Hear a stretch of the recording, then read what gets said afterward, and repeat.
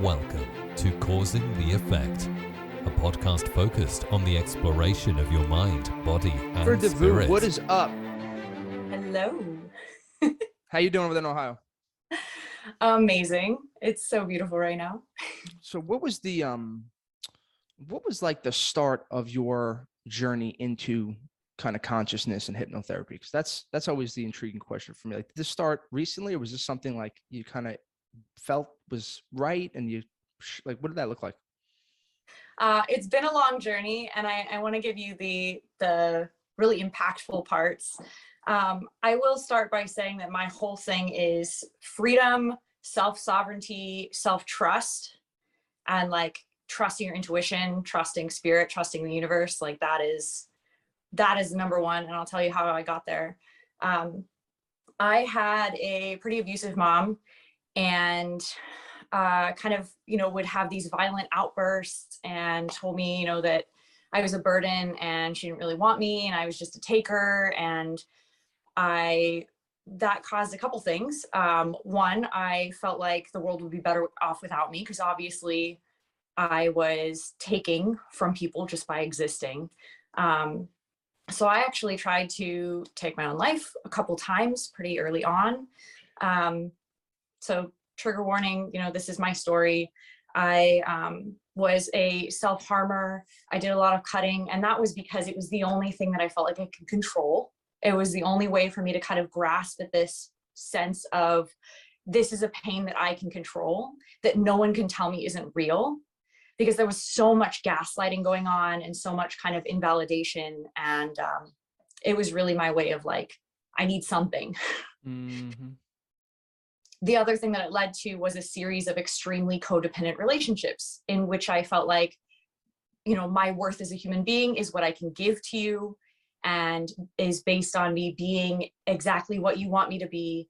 And I have no wants and needs. My whole role is to attend to his wants and needs. And so that led pretty quickly to just a series of really abusive relationships.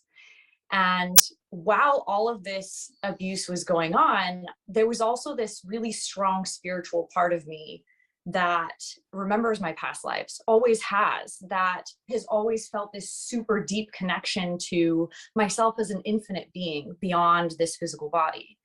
And for a really long time, that was just, just for me, right? I didn't feel like I could share that with other people. I felt like, they were going to call me crazy, or they were going to call me a witch or evil.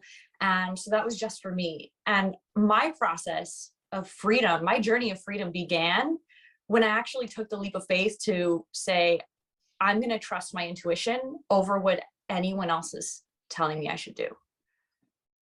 And I did. I took this ridiculous leap of faith where I pulled my 5-year-old out of school. I packed all my stuff into a storage unit. I quit my job. I took the money I had in savings and I moved to Columbus. I moved here to a new city where I knew one person. And I struggled so hard to make that decision because I didn't want to feel like I was running away from the abusive relationship I had been in, because I knew that I tried running away and that doesn't work. And I wanted to face things head on, and I wanted to be my best self. And it really came down to trusting in that intuition, even though it made no sense, none whatsoever. There was nothing rational or reasonable about it. But the minute that I arrived in Columbus, that one friend told me about this emotional intelligence program that I immediately signed up for, not having any clue what it was about to happen. And that program is the reason that I'm sitting here today. Because in that program, I actually learned that it is okay to trust that inner voice that says that I am here for a reason. And it is okay to distrust that voice that says that I'm just a piece of shit and I don't belong and nothing I do is good enough. Because that's just the programmed voice of my mom that still plays in the background, but I've learned not to listen to it anymore. Man, that was a great introduction. There's a lot of stuff there. Everybody, welcome to Causing the Effect show, by the way, on YouTube. How's everybody doing? That's Jennifer. I'm Scott. We know this by now. So you've been in Columbus for how long now? I've been in Columbus since 2017. Okay. Because this is it's so funny. I'm smiling because I'm in this same situation. I'm in Brooklyn, born and raised. My mom's here, my sister's here. And I'll go I'll go somewhere every couple months just to like look at properties. I don't know where yet. I don't know what the plan is. I'm just having this feeling. And similar to your story, I went through some stuff as a child. Everybody on the podcast knows, but I'll tell you quickly. My father went into the witness protection program, disappeared when I was 6, and he kind of ran away. So that's always been in the back of my head. Like, don't run away, Scott. You can't just run away like your dad. Don't be like your dad, right? That whole thing. But then there's the other side of me saying, but you're not really happy. And like, New York is horrible. I don't care what anybody says now. I'm born and raised. People are like, it's the best. You can't, it sucks now. It's terrible. It's like, what is the point of being somewhere that just feels, the energies feel too high or whatever you want to call them? It's just nicer to be like, I went to Colorado last weekend. And I was like, holy shit. Like, this is what people live like in outside of New York, like just hanging out and not having to sit on a tin can train for an hour and a half. And I think it sounds like what you were describing is like, there's that your soul was speaking, which is saying I had to go. But then there's like that more evolutionary science mind of just like survive here, stay here. This is safe and stay here. Is that how you, because it sounds like you've very Buddhist of you to say, I've just accepted that thought that will be there of telling me to stay somewhere, but I'm still going to go with my gut. Am I correct with everything I'm saying? Absolutely. Okay. Yeah. We live very much right now in a right wrong paradigm. It's embedded into our language. It's embedded into the way that we live and view ourselves and everything around us. And it is that, like you were saying, that primitive mind that's always looking for what's right, what's wrong, is this good, is this bad, and always kind of in judgment. And it's that monkey mind that just never stops, right?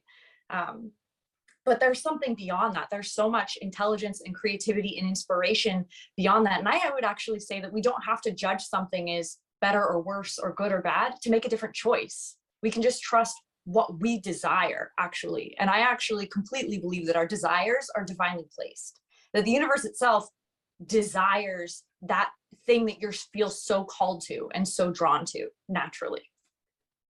Now, what was it about this emotional intelligence class that got you going? What did that make you aware of? And what kind of teachings did you learn there?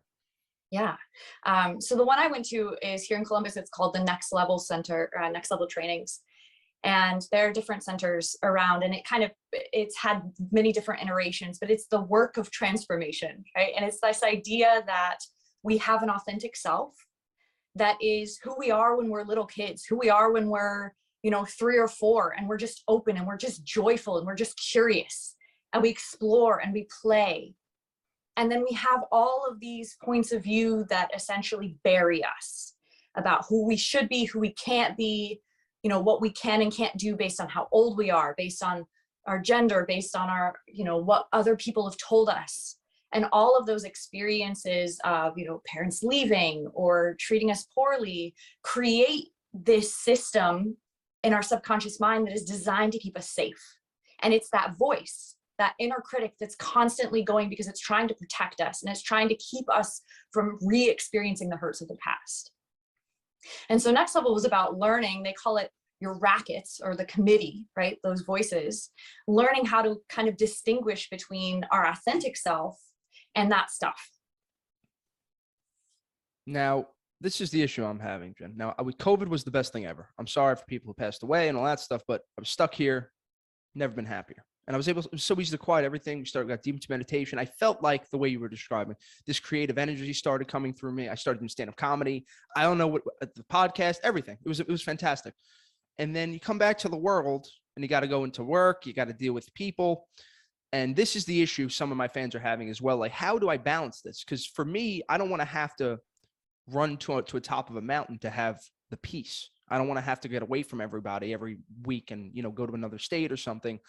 How do you find that balance? And is it, I know comparing New York to, Ohio is a little different, but like, is that something that you dealt with or you've seen people deal with? Like, what comes to mind when I say those things? When I was in my first super serious, extremely abusive relationship, I didn't see another possibility. I was so entrenched in that relationship with this narcissist who was constantly gaslighting me and telling me I was stupid and all of those things that I couldn't even see clearly what was happening. I couldn't see another possibility. I couldn't see that I deserved something better. I couldn't even see that as a possibility. It didn't even occur to me that I deserved to be in a relationship where I was treated with kindness was not a part of my paradigm, was nothing I'd ever experienced before. And I think when we're in that place where we're like, well, I have to balance life and I have to go to work and I have to do these things, it's because our mind is still in the box of what we believe is possible, but there are possibilities available that you just can't see. And I think that one of the greatest tools that I've learned to get out of that is to ask a question, because when you ask a question, your subconscious and the universe, which I would argue aren't separate, has to look for and bring you the answer to that question. So when you ask a question, you don't answer it, you just let it go out. It's going to bring into your awareness possibilities that you haven't been able to see before. So like, how do I get out of this job? And without trying to figure it out logically, just let the question go, because there are possibilities that you can't see yet. Letting go. That is a difficult exercise for me. Let go. Okay. Now this, what we're talking about here, I feel like perception plays a huge part in all of this, even with my mindset and just being happy, right? You look at how much dollars you have and you think about how much, whatever. How important was the journey of getting to the perception level you're at now? And like, how important is that layer of sensing beyond, the physical world become to you? And like, how did that change your kind of cognitive awareness? Mm-hmm. Can you frame it a little bit differently? Yes, exactly. So what was the kind of the cause, or what kind of work did you do to change that perception? Like, what did your perception look like in the past and what does it look like now? And what did you take the steps to get there? Yep. So when we're kids, we're essentially walking around in hypnosis all the time. There's no filter between our conscious and our subconscious mind, which is great because it means we have access to our imagination. We have access to this incredible power of creation and exploration. But it also means that we're super suggestible, right, to people's opinions and ideas. As we get older, we kind of cut off parts of ourselves that don't fit in what we learn we're supposed to be.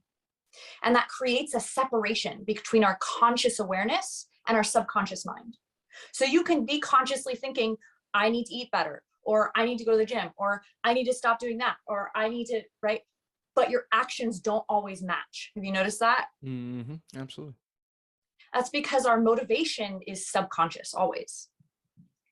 Changing the tape that's running, changing our reactions, changing our triggers, all of that is about connecting and bridging our conscious and subconscious. There are different ways of doing that. When I did it in the beginning, after I went through the training program at Next Level, I realized that believing myself was the only thing that was going to change my life. It was the only thing that was going to get me out of this negative cycles that I was stuck in. And I didn't know how. I was like, how do I believe in myself when I don't? How do I start thinking positive about myself when I have all of this evidence built up for why I'm just not good enough? And for me, it was the conscious persistence in the beginning to continue every time that negative thought would come in to negate and be like, nah, well, they just thought that good thing because they don't really know you, or, whatever that was. I had to be like, stop. I can't keep thinking this way. I can't. And just persistently changing the thought consciously. Because one of the ways that the subconscious mind learns is through repetition. But that's just one way. It's also obviously the harder way. But that is a part of it. Even when we use the other ways to communicate with our subconscious mind, which is the part of us that has intuition, that's wise, that has all these answers, that you don't have to ask anyone else for, that you actually know, they're inside of you, right? The way to access that is, first, you have to make that commitment and that choice of like, no, I'm changing this. Like, this is changing. And when I work with clients in hypnotherapy, we use shortcuts because hypnotherapy is literally the process of communicating with the subconscious mind. And our subconscious mind communicates through emotions and visualization. It's the imagination. It's the autonomic systems of our body. So when we're going into meditation, we're essentially entering into that state where we can communicate with our subconscious. That's why we get all these inspired ideas and creativity that come through us in those states. And we can also, in those states, influence our subconscious mind and reprogram those thoughts. through opening up a conversation between the subconscious and the conscious mind. Because everything that we're doing that's automatic pilot, our subconscious is doing it for a reason. It has some reason why it thinks that that's the best thing for us to do. Even if we're consciously thinking like, I have to stop doing this. And that's why you can never actually change something. You keep saying it, keep saying it, and then nobody changes it. The diet, the change in the job, the bad relationship, whatever that may be, you have to kind of have that relationship with yourself. It starts with a relationship with yourself, it sounds like. Absolutely. Because as long as it's only on that surface level, it's only the cognitive mind, it's not going to change. No matter how many times you look in the mirror and say, I'm worthy. But the minute that your subconscious thought changes, it's changed. It's changed. And what was your process? You started with the hypnotherapy? So I started with just positive affirmations. I started with the just saying in the mirror, I'm worthy, I'm worthy, I'm worthy.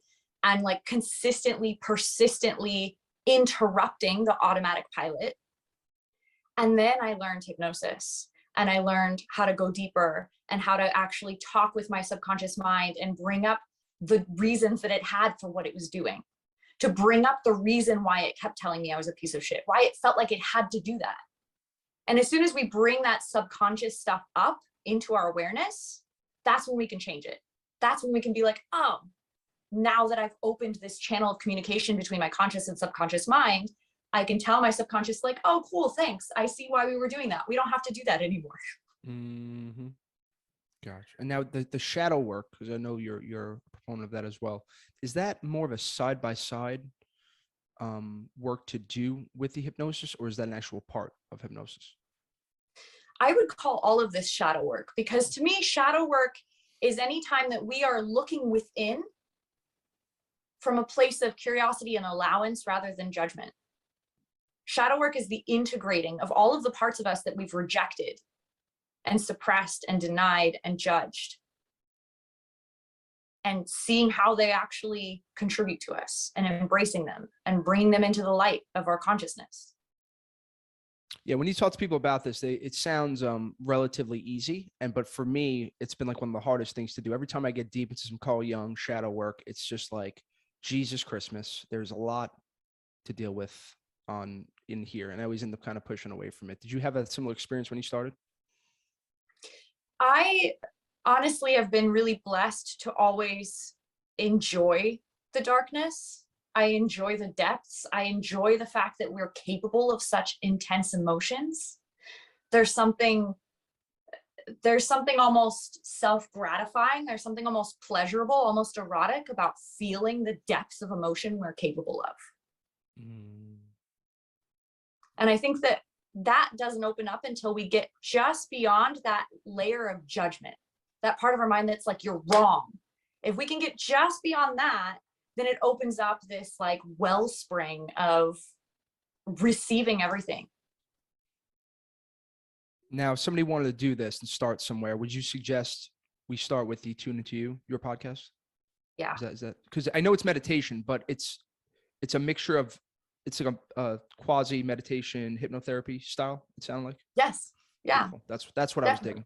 Yeah, I listened to a couple, but I need like 2-3 weeks of just hearing you in my head to like just start vibing. But now, like, as far as the episodes and the values, like, what are you trying? What is the overarching vision for your kind of mission here? Because I know we all have something, right? Mm-hmm. I've touched on a couple points already. So it's called Tune Into You, because as I said, all of our answers are within us.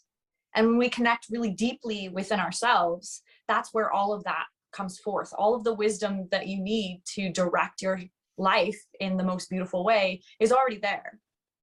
It's the desire of the universe coming through. But that connecting deeply to ourselves, that level of self-awareness comes when we can go into and explore those places within us. And that's the whole point of the meditation podcast. So the whole point of each episode is about diving into your own psyche from this place of love and curiosity and allowance, so that you can bring conscious awareness to things that maybe previously were hidden from you. That sounds awesome. I can't wait to dive deeper into this. Now the balance, the issue I have, or at least I'm like a good doer or a good balancer. I'm like one or the other. It's hard for me to be calm and take massive action, right? Those two issues. It's like I'm very linear. I just want to either meditate every day or I want to take action. How do you find that balance? And was this something that you dealt with? Is this something that you kind of hear your clients dealing with? What does that look like to you? That yin and yang, that balance of being and doing and having the peace, but also being able to take action. Yeah. I definitely don't see peace and action as opposed to one another. I think that, when we think of peace, sometimes we think of like, sitting still, right? Mm-hmm. When I think of peace, I think of that expansive, open feeling that I get in my chest when things just feel like they're flowing. And it's most of the action that I take comes from that place. It comes from that place of like, I'm just so into what I'm doing that I'm not even like, there's no force to it. I'm not trying to make myself do something. I'm just like, oh, I really want to work on this right now. No, I get it. And it's so hard being in flow and then coming out of it. Cause it's, it's been a tough year, whatever.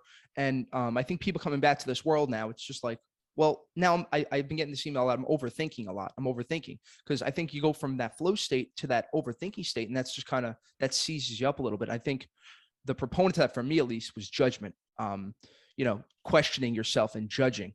It sounds like this meditation and 2 and 2 podcasts could certainly help with that. Because it was fine when I knew there wasn't another option. I was judging myself the whole time. But then when you start going to flow, I'm like, shit, I keep chasing that feeling. Yeah. And we overthink because there's a part of our mind that thinks that we need that. Yeah. That sincerely believes that something bad is going to happen if we let it go. And that belief tends to be unconscious, but it's like when we can explore that and bring it into our consciousness, then we can change that. We can let it go and we can actually see like, oh, I don't need this. It is safe to let go of these thoughts. How do you get out of your own way? By knowing yourself. Yeah. And really like the piece we keep getting to is that judgment piece. And it's just really getting beyond judgment and allowing is where we have choice. Because judgment just locks us into, this is what I have to choose. This is what I can't choose. But when we let that go, we can choose anything. How did this play out for you when you went from being outside of Columbus? I feel like for me, when I go somewhere else, there's something freeing about it with the people that nobody knows you. I'm not being told who I am in a way. It's like, I'm not in this box. Is that kind of what happened with Columbus, knowing the one person? Because that sounds, if you told me go somewhere nobody knows you, that sounds fantastic. Absolutely. There's actually tricks in hypnotherapy that talk about, we form subconscious associations with even our furniture, the way it's placed. If you want to change your mental patterns, move the furniture around. Like it can be that simple. Like just changing our environment actually does change the way that we think, the way that we are viewing our lives. Now this, it sounds like you've just we haven't even spoken about the present moment and getting to that eternal. I'm sure that's something that you focus on being a meditator. Are you fully in the present moment all the time? You're not worrying about the past, not worrying about the future. And was, for me, it's been meditation has just helped me kind of get clear on my purpose. Big, Eckhart Tolle and, of course. Has that been a similar process for you? Absolutely. And I've done that actually more this past year, probably than ever before, where I've definitely changed a lot of my goal setting to be way more journey focused and way less destination focused. So like my goals for this year have everything to do with the quality of my experience as I'm doing things versus what it's going to get me in the future. Yes. That's my top goal that I'm failing miserably was just the quality of my consciousness. That's it. Having the highest possible quality of consciousness. How would you guide me to get better at just watching myself and doing the quality of consciousness? Because for me, it's like when I'm on every day, meditate an hour and a half, this, that, blah, blah, blah. But then, this year somebody gets cancer, this, family stuff, and then you're running around. It's a lot of different stuff. How would you coach me in that situation? So it is interesting how sometimes we compartmentalize meditation and make it something that we only do, when we're sitting with our eyes closed. Yep. I practice active meditation every day. So while I'm doing things, talking to people, driving, doing the dishes, I'm also, can I stop my thoughts for a moment? How present can I be with my sensory experience in this moment? And integrating that more and more with just the way that I live allows me that I can be triggered by something. Like someone says something and I take, there's a part of me that's like, that's personal and that means something about you. And I can see that happening and feel the response in my body. And at the exact same time, have this peace and have this inner wisdom that's like, that that's not about you. And I can have both at the same time. And having that almost like distance from the triggered self allows me to choose how I respond rather than just reacting in the moment. So it's not so much that when you do this, because this is the same issue I've had. I've been probably heavily meditating like 5-6 years now. It's like I'm able to catch and I see it. And I would say I didn't realize like how judgmental I am, like and reacting to people on the train and this and then you see it. And now I realize, well, there's something I'm, rejecting in myself there or this or that, but like making that distance, it's not so much that reaction is going to change. It's that piece that sounds like you mastered, like distancing yourself from that and being the true version of an observer of your thoughts. Mm-hmm. And that's part of shadow work, is holding that self that's triggered as if it's the inner child and you're holding them and they're crying because they feel like something bad is happening. And you're like, it's okay. I'm here. What other shadow work did you dive into? Anything Carl Jung involved? I have studied a bit of Carl Jung, and I definitely I'm one of those people. I just I absorb everything. No, I'm with you. For me, it was when you start journaling. Like it was, and I know there's something with the journaling because I really don't like it. It's like when you start seeing what pops up randomly, I was like, Jesus Christ, I can tell you, right? It's literally an idiomotor response. It's literally your subconscious mind. That's connecting to your conscious mind. Yeah, it's just the journaling issue. Meditate, chill with this writing down. And then, Jung suggested, take this event in your life and then you just start seeing what pops out. And I zoned out for like 10 minutes. I was like, holy shit, what is going on here? Like, it's very, this connection. I feel like we're at this like point in time where people 50 years from now are going to be like, wow, we didn't realize like how important the subconscious mind was, or consciousness, or the shadow. Like all of this stuff is heavily needed as we see the world, the material world and the world outside, like just kind of fall apart in a way. Right. It's very, very interesting. Like, how do you find the balance of being somebody who's, in the spiritual world, let's say we're a little woo woo, and then dealing with the normal people? Like, because for me, it's still a little hard to talk about spirituality and this going from the kid from Brooklyn who's Italian and tough guy and then turning that switch. How was that for you? Or do you just not give a fuck now? Yeah. No, it's been a journey. I have only, I would say in the last few years, really, really started to own my spirituality and the fact that so much of what I teach has come from past lives that I don't have a certificate because I learned it 5,000 years ago. And I got to a point where I really had to be honest with myself about what I desire. And the thing that I desire most in this life is to be all of me. And because that is more important to me than any of the other stuff, I kind of have to. Because it's who I am. Choice, yeah. Because if you're not, then it'll create that incongruency that I felt for many years. Now that you mentioned something heavy with your mother, and I would say I've had a tough go at it with my mom, and there's definitely things there. Like how much luggage did your mom kind of leave you to deal with from that abusive relationship? It took me years to even acknowledge that I was abused because it was so ingrained in me that it was just my fault and I just deserved it. Mm-hmm. And there's, of course, still places where I'll notice myself get triggered by something. And I see I see where that came from. Yep, that's a familiar feeling.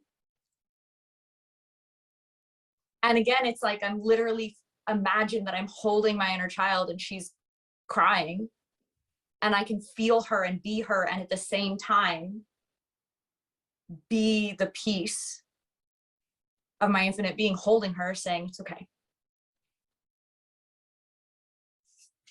Yeah, that my mother just her big thing still to this day, she's gonna listen. Ma, you're listening, sorry, deal with it. Her big thing was like, just don't make anybody treat you like a jerk off. Like, don't get taken advantage of. So that's like pretty much like first time I meet someone, like, where's the angle here? Where are they trying to get me?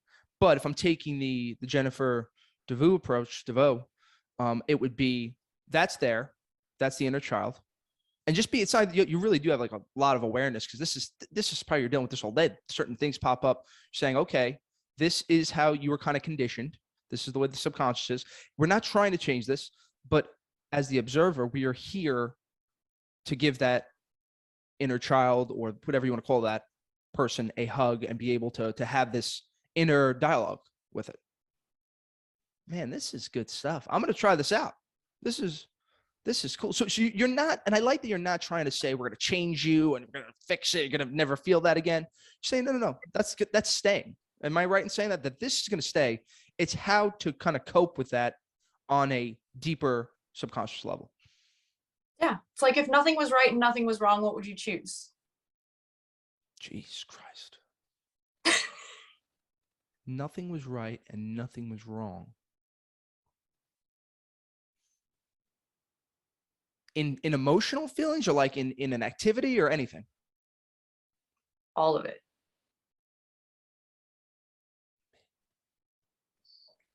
I would choose compassion.